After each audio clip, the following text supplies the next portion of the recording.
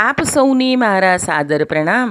આપણી આ ચેનલમાં આપ સૌનું હાર્દિક સ્વાગત છે।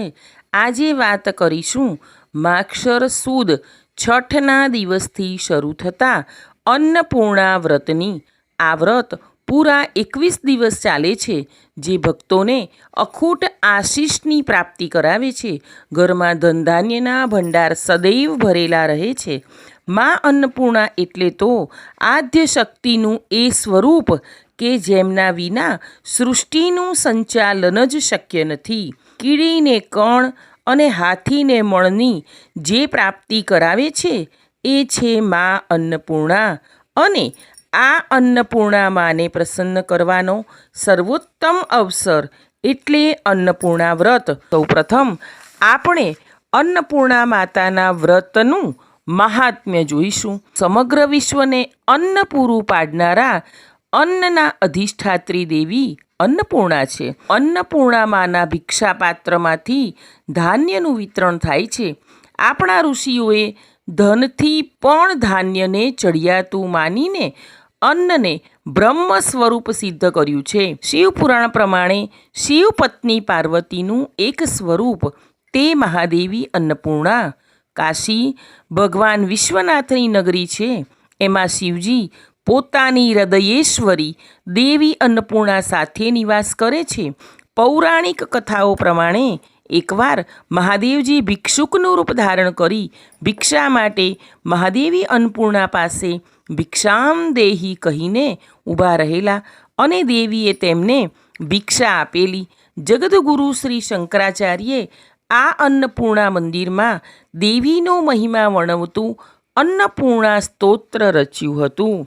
હવે આપણે સૌપ્રથમ અન્નપૂર્ણા માનું જે વ્રત કરવાનું છે તેની વિધિ જોઈ લઈએ। માગશર સુદ છઠના દિવસે પ્રાતઃકાળે સ્નાનાદિથી પરવારી લાલ રંગના વસ્ત્ર ધારણ કરવા। આ વ્રત 21 દિવસનું હોવાથી 21 ગાંઠના દોરાનો વિશેષ મહિમા છે। આ માટે લાલ રંગનો સૂતરનો દોરો લેવો, તેમાં 21 ગાંઠો બનાવવી।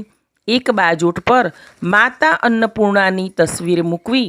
આ તસવીરની સામે 21 ગાંઠનો દોરો મૂકવો, ઘીનો દીવો કરવો, શ્રદ્ધા સાથે મા અન્નપૂર્ણાની પૂજા કરી વ્રતનો સંકલ્પ લેવો।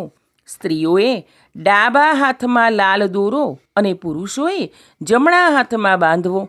ભૂખ્યા પેટે માતા અન્નપૂર્ણાની વાર્તા વાંચવી। વાર્તા વાંચ્યા પછી જ કોઈ પણ ખાવાની વસ્તુ જેમ કે ફળ ફ્રૂટ અથવા જો એક ટાઈમ જમતા હોય તો ભોજન ગ્રહણ કરવું।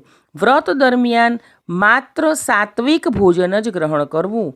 21 દિવસે જ્યારે વ્રત પૂર્ણ થાય ત્યારે શક્ય હોય તો કુંવારિકાઓને ભોજન કરાવવું, બટુકોને જમાડવા, સાથે જ તેમને ગમતી હોય તેવી ભેટ આપવી, અન્નદાન કરવું। માન્યતા અનુસાર આ ઉપાયથી માતા અન્નપૂર્ણા ઝડપથી પ્રસન્ન થાય છે અને ભક્તોને મનોવાંછિત ફળ આપે છે। જો કોઈ વ્યક્તિ 21 દિવસનું વ્રત ન કરી શકે તો 11 દિવસ અથવા જો તે પણ ન થઈ શકે તો 1 દિવસ માટે પણ જરૂરથી આ વ્રત કરવું જોઈએ। આ વ્રતનો મહિમા અપરંપાર છે। વ્રત કરનારે વ્રતનો ભંગ ન થાય તેનું ખાસ ધ્યાન રાખવું। જો ભૂલથી ઉપવાસ તૂટી જાય તો બીજા દિવસે નકોરડો ઉપવાસ કરવો। હવે આપણે અન્નપૂર્ણા વ્રતના દિવસોમાં કયા મંત્રનો જાપ કરવો તે જોઈ લઈએ। અન્નપૂર્ણા વ્રતના દિવસોમાં આ મંત્રનો જાપ કરવો, જે 108 વખત કરવાથી વિશેષ લાભદાયી બની રહેશે। જો વધુ વાર ન કરી શકો તો 51, 21, 11 કે 1 વાર પણ કરી શકો છો। મંત્ર આ પ્રમાણે છે: અન્નપૂર્ણે સદા પૂર્ણે શંકર પ્રાણવલ્લભે જ્ઞાન વૈરાગ્ય સિદ્ધ્યર્થમ ભિક્ષામ દેહી ચ પાર્વતી। માતા ચ પાર્વતી દેવી પિતા દેવો મહેશ્વર બાંધવા શિવભક્તા ચ સ્વદેશો ભુવનત્રયમ। હવે આપણે આ વ્રતની ફળપ્રાપ્તિ વિશે વાત કરીશું। માન્યતા અનુસાર નિત્ય રસોઈનો પ્રારંભ કરતા પૂર્વે આગળ જણાવ્યા મુજબના મંત્રનો સ્મરણ કરવાથી તેના ઘરમાં ક્યારેય ધાન્યની ખોટ વર્તાતી નથી. આ વ્રતના પ્રતાપે દુઃખ દારિદ્ર્ય ટળે છે. ઘરમાં ધન ધાન્યના ભંડાર ભરેલા રહે છે. ધીમે ધીમે સમૃદ્ધિ પણ વધતી જાય છે. વ્રત કરવાથી અન્નપૂર્ણા માતાના અખૂટ આશીષ આપણને મળે છે. પૂજા વિધિ પતાવ્યા બાદ અન્નપૂર્ણા માના વ્રતની કથા વાર્તા સાંભળવી. જો તે કથા વાર્તા સાંભળવા કે કરવામાં ન આવે તો વ્રત પૂરું થયેલું ગણાતું નથી. હવે આપણે વાર્તા સાંભળીશું. શ્રી ગણેશાય નમઃ. કાશી નગરીમાં એક બ્રાહ્મણ અને એક બ્રાહ્મણી રહેતા હતા. તેઓ ખૂબ જ ગરીબ હતા. તેઓ ભિક્ષાવૃત્તિ કરી પોતાનું ગુજરાન ચલાવતા હતા, પરંતુ તેમના નસીબ સારા ન હોવાથી ગમે તેટલી ભિક્ષાવૃત્તિ કરવા જાય તો પણ બંને જણનું ગુજરાન ચાલે તેટલી ભિક્ષા આવતી નહીં. એક દિવસ બ્રાહ્મણ ભિક્ષા લેવા માટે જતો હતો. ત્યારે બ્રાહ્મણીએ કહ્યું કે આજે ભિક્ષા માટે જવું નથી, કારણ કે તમે ભિક્ષા માગીને આવો છો છતાં પણ આપણું ગુજરાન ચાલતું નથી. માટે કોઈ પ્રભુ કે દેવી ઉપર શ્રદ્ધા રાખી તેની સેવા પૂજા કરો, તો તમારા સામું પ્રભુ કે માતાજી જરૂર જોશે અને આપણા નસીબાડેથી પાંદડું ખસી જશે. બ્રાહ્મણને આ વાત સાચી લાગી. તેથી તેની બાજુમાં દેવી અન્નપૂર્ણાનું મંદિર હતું. તેની શ્રદ્ધાથી એક ચિત્તે પ્રાર્થના કરવા લાગ્યા. આમ કરતાં ભૂખ્યા પેટે તેને મંદિરમાં 3 દિવસે બ્રાહ્મણને માતા અન્નપૂર્ણા પ્રસન્ન થયા અને કહે કે તું મારું વ્રત શ્રદ્ધાપૂર્વક કરજે, તારું દુઃખ દારિદ્ર્ય જરૂર દૂર થઈ જશે. ત્યારે બ્રાહ્મણે કહ્યું કે માતાજી, તમારું વ્રત કેવી રીતે થાય તેની મને વિધિ કહો. ત્યારે માતાજીએ કહ્યું કે અહીંથી થોડે દૂર પૂર્વમાં એક સરોવર છે. ત્યાં ઘણી બહેનો વ્રત કરતી હશે. તે તને તેની વિધિ જરૂર કહેશે. આ સાંભળી બ્રાહ્મણ માતાજીને પગે લાગી ઘરે આવ્યો અને બ્રાહ્મણીને બધી વાત કરી. ત્યારે બ્રાહ્મણીએ ખુશ થઈ વ્રત કરવાની રજા આપી. પછી બ્રાહ્મણ તો પૂર્વ દિશામાં ચાલ્યો જાય છે. 2-3 દિવસ ચાલ્યા બાદ એક સરોવર આવે છે. કેટલીક બહેનોને સરોવર પાળે પૂજા કરતી જોઈ અને તે ત્યાં જઈ પૂછે છે કે બહેનો, તમે કોનું વ્રત કરો છો? ત્યારે એક બહેન બોલી, ભાઈ, અમે માતા અન્નપૂર્ણાનું વ્રત કરીએ છીએ. બ્રાહ્મણે કહ્યું કે એ વ્રત કરવાથી શું લાભ થાય અને તે વ્રત કેવી રીતે થાય તે મને ન કહો. ત્યારે એક બહેન બોલી, આ વ્રત કરવાથી દુખિયાના દુઃખ ટળે, રોગીના રોગ ટળે, સંતાન વિહાણું ઘર હોય તો પારણું બંધાય અને નિર્ધનને ધન મળે છે. વ્રત કરનારની દરેક મનોકામના પૂર્ણ થાય છે. હવે આ વ્રતની વિધિ સાંભળો. આ વ્રત માગશર સુદ 6થી લઈને 21 દિવસ સુધી કરવાનું હોય છે. વ્રત કરનારે સૂતરના દોરાની 21 શેર લઈને તેને 21 ગાંઠ મારવી. 21 દિવસ એકટાણું કરવું અને બને તો ઉપવાસ કરવો.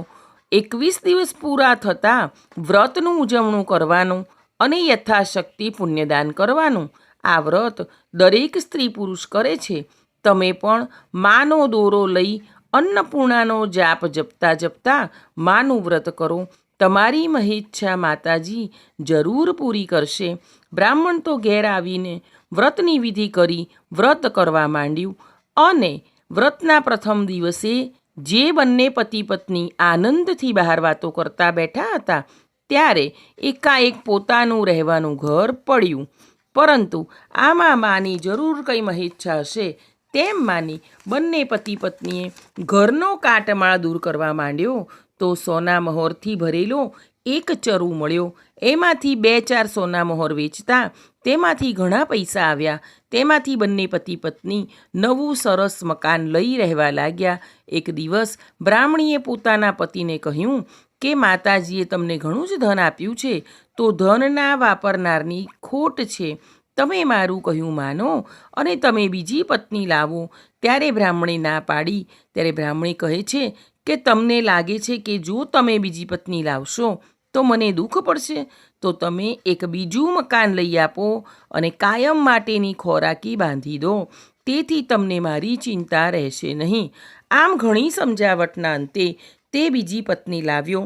તેથી જૂની પત્ની નવા મકાનમાં રહેવા લાગી અને જૂના મકાનમાં નવી પત્ની અને તેનો પતિ રહેવા લાગ્યા. એવામાં માગશર માસ આવતા બ્રાહ્મણને અન્નપૂર્ણા માનું વ્રત કરવાનો દિવસ આવ્યો. તેથી તે જૂના પત્નીના ઘરે ગયો અને પતિ પત્નીએ સાથે અન્નપૂર્ણા માનો દોરો લીધો અને વ્રત કરવા લાગ્યા. આ વાત નવી પત્નીને ન ગમવાથી પોતાનો પતિ રાત્રે નિદ્રાધીન હતો ત્યારે તેના ગળામાં બાંધેલો માતાજીનો દોરો તોડી સગડીમાં નાખી દીધો. તેવો જ માનો કોપ થયો. તેથી તેમના મકાનને એકાએક આગ લાગી અને બંને માંડ માંડ જીવ બચાવીને બહાર આવ્યા અને માના આશીર્વાદથી મેળવેલો અપાર વૈભવ નાશ પામ્યો. આ બાજુ નવી પત્ની સુખની સગી હોવાથી તે તો પોતાના પિયર રહેવા ચાલી ગઈ અને બ્રાહ્મણ તો ઉદાસ થઈને બેઠો હતો. આ વાતની પોતાની જૂની પત્નીને ખબર પડતા તે આવી અને પોતાના પતિને તેના ઘરે લઈ જઈ પોતાના ગળામાં હતો તે દોરો પોતાના પતિના ગળામાં નાખ્યો અને મા અન્નપૂર્ણાના ચરણોમાં પડી માફી માગી અને શ્રદ્ધા ભક્તિથી બંને પ્રાર્થના કરવા લાગી ગયા. આથી માતાજી પ્રસન્ન થયા અને રાત્રે બ્રાહ્મણને સ્વપ્નમાં આવ્યા અને કહ્યું કે તારે સંતાનની ખોટ હતી તો મને કહેવું હતું. તે નવી પત્ની શા માટે કરી? જા, હું તારી પર પ્રસન્ન થઈ છું અને 9 માસ પછી તારી જૂની પત્નીને પેટે પુત્ર થશે અને તારા મુખે સરસ્વતીએ મંત્ર લખ્યો છે. તેથી તારી ખ્યાતિ પણ દેશ પરદેશ વધશે. હવે બીજી વાર ભૂલ ન કરતો. આ બાજુ રમતા રમતા 9 માસ પૂરા થયા અને જૂનીને પુત્ર જન્મની પ્રાપ્તિ થઈ અને સુખ શાંતિથી રહેવા લાગ્યા. આ વાતની નવીને ખબર પડતા તે પણ આવી પોતાની ભૂલની માફી માગી અને તેને પણ માતા અન્નપૂર્ણાનું વ્રત કરવાનો સંકલ્પ કર્યો અને બધા સુખ શાંતિમાં રહેવા લાગ્યા. હે અન્નપૂર્ણા માતા, જેવા બ્રાહ્મણ પતિ પત્નીને તમે ફળ્યા તેવા તમારી વાર્તા લખનાર, વ્રત કરનાર, વાંચનાર, સાંભળનાર સર્વેની મનોકામના પૂર્ણ કરજો. બોલો શ્રી અન્નપૂર્ણા માતની જય. આમ આપણે માક્ષર માસમાં આવતું અન્નપૂર્ણા માનું વ્રત, જેની વિધિ, કથા, વાર્તા, મહાત્મ્ય વગેરે જોયા. આશા રાખું છું કે આ વિડીયો તમને ખૂબ મદદરૂપ થશે. તો આપણી આ ચેનલને લાઇક, શેર અને સબસ્ક્રાઈબ જરૂરથી કરજો. આપણે સૌ હંમેશા ખુશ અને નિરોગી રહીએ તેવી પ્રભુના ચરણોમાં પ્રાર્થના.